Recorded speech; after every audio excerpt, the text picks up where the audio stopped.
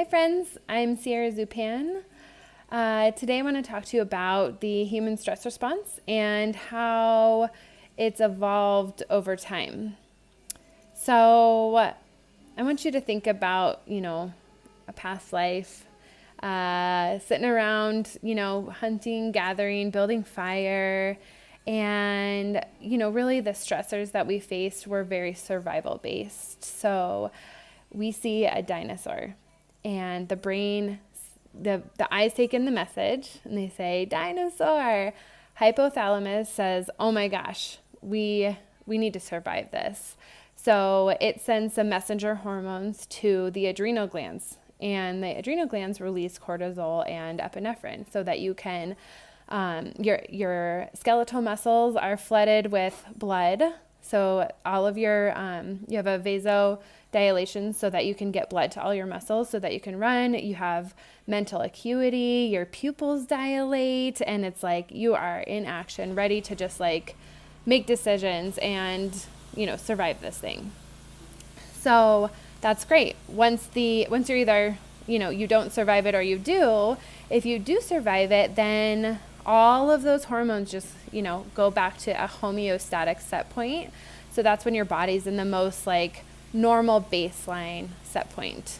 So the issue with today is our stressors have evolved and the response has not.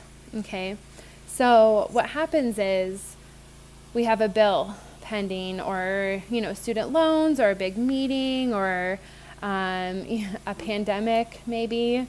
And what happens is our bodies are living in this heightened stress response. So one thing that happens is it's your central nervous system that's activated. And so your other parasympathetic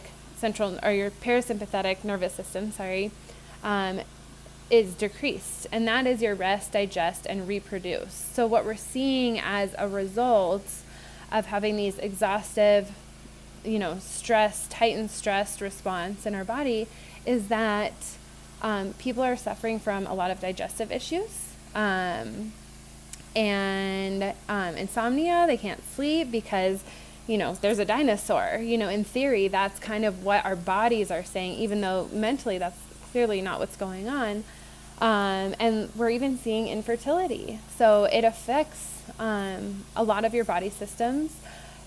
Short-term stress can be really good, and it can really be good for your immune system. But if you become in that chronic stress state, it can really deplete your immune system because, again, you're not assimilating food in your digestive system and you're not getting the rest that you need.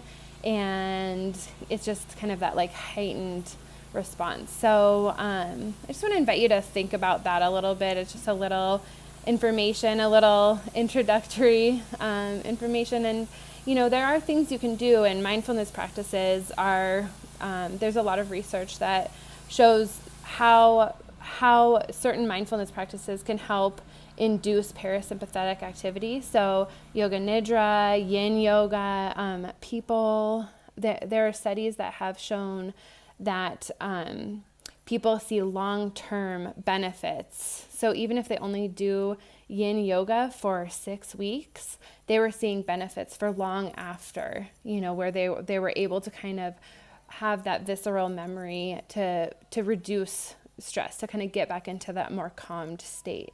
So there's a lot of resources for you here at Goddess Yoga Village. I invite you to just explore a little bit and maybe try some new practices that you haven't tried before, and just acknowledge really where you're at, and especially if you're in a heightened response right now. I know I am. I'm doing some online kindergarten coming up soon, and there's just kind of a lot of unknown and uncertainty going on in the world. And, I think that it's a good time to dive a little deeper and see what tools might be available for you. And I know that a lot of the amazing women that are part of this Goddess Yoga Village have created content for you to help you, put in your toolbox. And so I invite you to explore and just see, what resonates with you. And I'm so grateful that you're here. Thank you.